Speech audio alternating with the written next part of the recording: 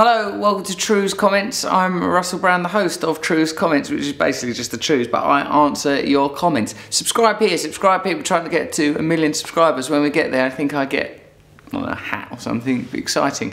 The first comment is this one. It's from X-Izimovoid. In school, we were taught that anarchy was everyone running around going mad, doing what they wanted and fending for themselves. It's taken me a long time to undo that learning. I always thought anarchists were nutters who didn't realise how much their life depended on the system. But now, I'm starting to see it differently. I'm seeing it differently as well. I was taught the same as you, just because I thought that anarchy in a circle, I thought that meant like, no, I've spent my dinner money on chocolate! Yeah! But it's actually, right, okay, who's in charge of the allotments? Well, Jean, you said that you've got some parsnips back. Are you prepared to share those? Actually, I am, yes. Is that okay, Harold? It certainly is. Okay, who's going to be doing the mopping? Yeah, I'll be doing that this week. Okay, well, see you same time tomorrow. Vote on that? Aye? Okay, jolly good. It's more like that, everyone being nice. So, there's nothing wrong with that. Let's try it. Anarchy, yeah, have a parsnip. Phoebe XI 981. Apparently a lot of people working in business are functioning psychopaths. Makes sense really. How else could they sleep at night? It's because they couldn't give two shits about the people who suffer in this world. There's a lot of suffering in the world, sir. Okay, there's a shit. Oh, it's actually quite bad. Could I have another? I'm going to keep this one for myself. Delicious. Yeah, you're right. Stephen Palmer.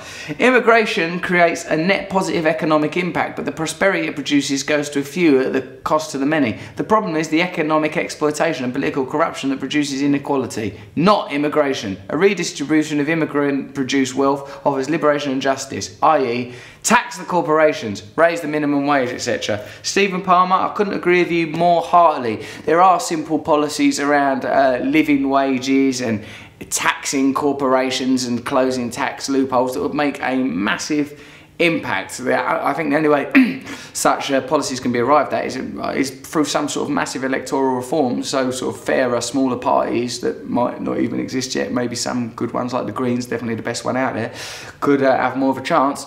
But, you know, otherwise some new political force imposed from without, by us. Mr. Gillistar, I'm not racist, I'm nationalist.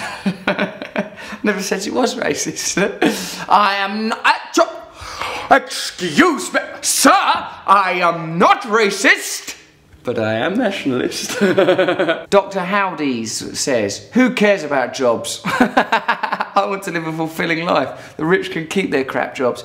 Do you know what, Dr. Howdies? That's a good point, isn't it? We've all become, like we've refused to exit the parameters of their argument. Yeah, we shouldn't be thinking about jobs all the time. Wouldn't it be nice if we organised society around community and connection, and then the jobs were secondary? In order to have this community and connection, these jobs need to be done, and then we could be using technology to create a leisure-based society where, yeah, we do what's necessary.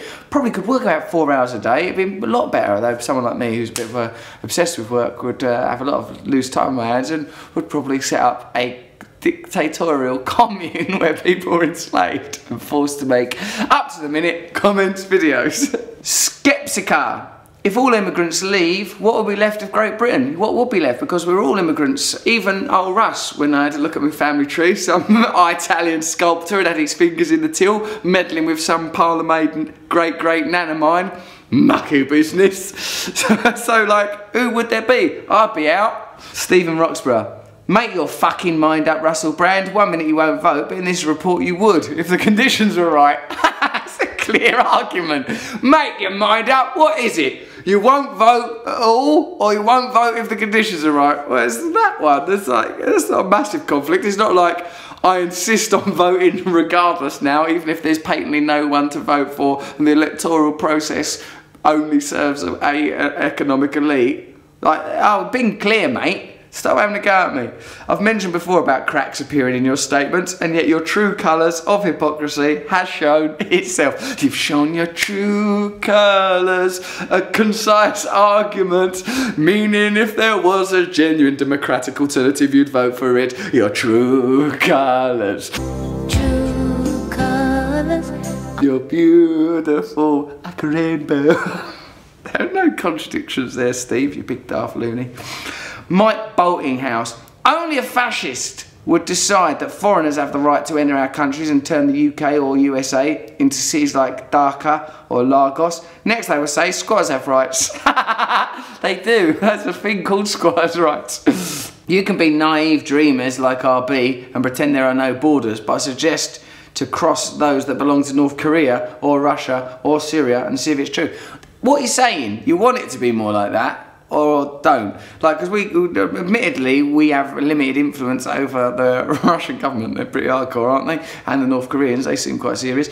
But, like, we can design and intend towards a society of our choosing. We go, oh, well, it's good it's not North Korea. That's not how the world works. North Korea and our system are a result of people's thoughts. They didn't get magically conjured up, you know. People thought what would be the best society to suit us. Then they lied and got that society in place, and then now we're starting to go, hey, hang on a minute, this society isn't working. Shut up, shut up, shut up. So what we're doing is questioning it and saying, well, if reality is a manifestation of thoughts and imagination, let's imagine new worlds and then create them. That's not pie in the sky, mate. That's how every single thing, the camera that I'm talking to, this laptop, your body, as a matter of fact, because of, you know, the ideas that your parents had, your carpet, everything was once in someone's imagination. So stop being so silly.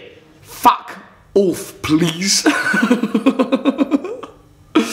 Fuck off, please. That's a really great name. I can't picture Russell Brand not talking. What's he like with no one around? Fuck, man, that's a good question. Well, obviously, I'm the only person that knows that.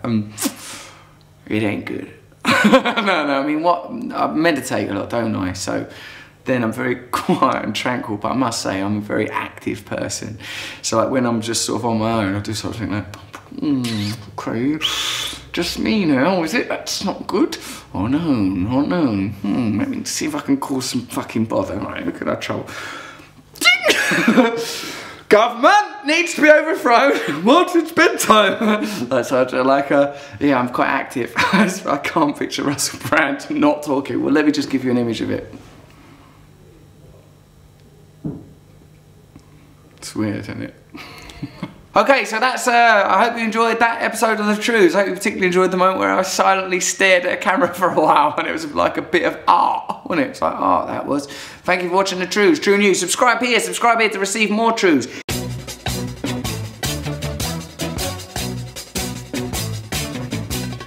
Nose is a tool that is abused to fool you and to leave you scared and confused. Trews is like the nose. If the nose was true, I want some Trews. Let's have some Trews.